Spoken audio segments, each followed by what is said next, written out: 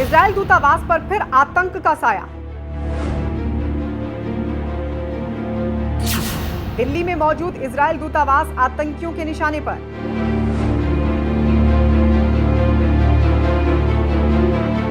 Israel दूतावास पर हो सकता है बड़ा टेरर अटैक।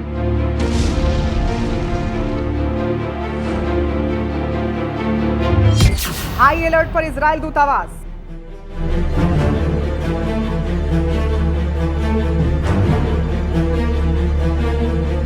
जी हां, एक बार फिर से इजरायली दूतावास पर आतंकी हमले का खतरा मंडरा रहा है। कभी भी कोई भी बड़ा आतंकी हमला हो सकता है।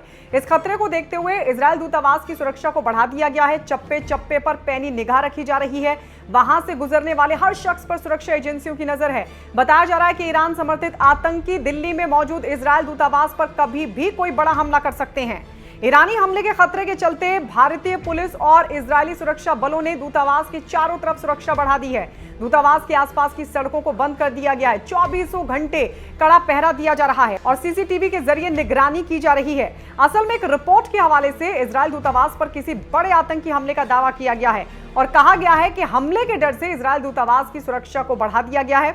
आइए बताते हैं आपको रिपोर्ट में इजरायल दूतावास पर हमले को लेकर क्या कहा गया है। ईरान इंटरनेशनल रिपोर्ट का दावा। इजरायल दूतावास टेरर अटैक का दावा। ईरान समर्थित हमलावर कर सकते हैं हमला। जी हां, यह दावा ईरान इंटरनेशनल नाम की एक वेबसाइट ने अपनी रिपोर्ट में किया कि नई दिल्ली में मौजूद इजरायली दूतावास को हाई अलर्ट पर रखा गया है। हाल के हफ्तों में यहां आतंकवादी हमले का खतरा मंडरा रहा है जिसे ईरान समर्थित हमलावर अंजाम दे सकते हैं।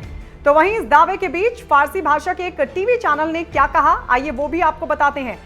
इस टीवी चैनल ने इस सुरक्षा अलर्ट को गंभीर करार दिया है और इस टीवी चैनल ने एक अज्ञात इजरायली सूत्र के हवाले से कहा है कि नई दिल्ली में मौजूद इजरायल का दूतावास ईरान समर्थित मिलिशिया के लिए कई संभावित टारगेट्स में से एक बन चुका है। तो वहीं ईरान इंटरनेशनल के इस अलर्ट को लेकर इजरायल के राजनयिक सूत्र ने बताया दूतावास को अलर्ट पर नहीं रखा गया है। ईरान इंटरनेशनल की रिपोर्ट एक सुरक्षा ड्रिल का ब्यौरा देती हुई प्रतीत हो रही है जो साल की शुरुआत में हुई थी।